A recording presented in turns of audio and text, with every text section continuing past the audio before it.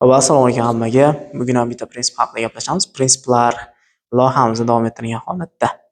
Xo'p, bugun bitta zo'r prinsip bor. Undan oldin biz gaplashib olishimiz kerak bo'lgan bitta problema bor, ya'ni muammo bor.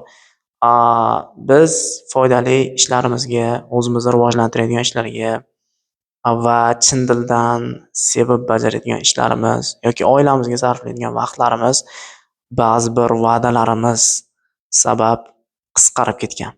Ya'ni biz vaqt ajratolmayapmiz o'zimizga, sport bilan shug'ullanolmayapmiz, yo bo'lmasam kitob o'qiy olmayapmiz, kurslar olib ilmimizni, bilimimizni rivojlantira olmayapmiz yoki oilamiz bilan chiroyli bir vaqt sarflay olmayapmiz. Chunki biz juda ko'p insonlarga va'da berib tashlayapmiz. Va'dalar orqali vaqtlarimizni bog'lab tashlayapmiz. Ya'ni bitta o'rtog'imiz keladida, "Xo'sh, bugun choyxona bor, o'tgin." Biz ha deymiz, o'tamiz deymiz. Bugun o'tirish bor. Borgin, xo'p biz boramiz. Yana yur tashqariga chiqaylik deydi. Aylangani boramiz dedi. Biz ha deymiz. Yo bo'lmasam bittasi menga mana uni tushuntirib ber yoki boshqa narsa gaplashadigan gap bor yoki qo'shnimiz chiqib qoladi uyimizga, uzoq soatlab gaplashishimiz mumkin. Mana shular orqali vaqtlarimiz birinma-ketin soatma-soat kamayishni boshlaydi. Ya'ni kunimiz oxirida bunday qarasak, bekorga o'tib ketdi-ya kunim, gap bilan o'tib ketdi-ya kunim deb afsus chekishni boshlaymiz. Xo'p, bu muammo, haqiqatdan muammo. O'ylab qarasangiz, o'zingizga sarflaydigan, o'zingizga ajratadigan, ya'ni o'zingizni rivojlanishingiz, oilangizga ajratadigan vaqtingiz juda ham kam. Juda ham kam qolyapti. Bu narsa hozirgi hayotdagi eng katta muammolardan bittasi. Xo'p, bunga bitta prinsip bor. Mana shu prinsip orqali siz yechim qilsangiz bo'ladi. Bu prinsip nima? Hell yeah or no degan prinsip.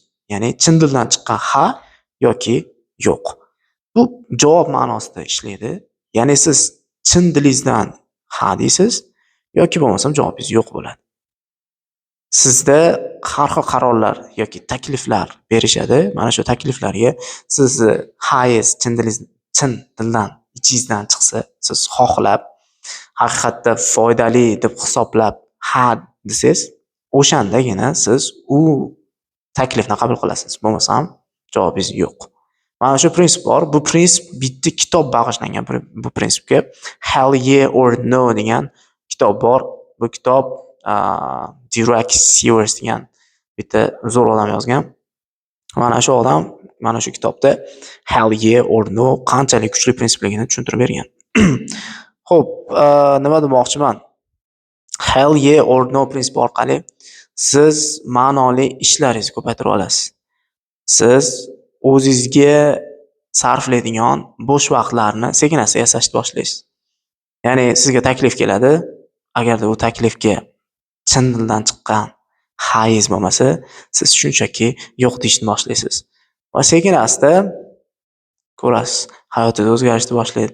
Ya'ni qarorlaringizga nisbatan, takliflarga nisbatan va bu takliflarni eng saralarini topishga nisbatan ancha intuitsiyangiz kuchayib qoladi.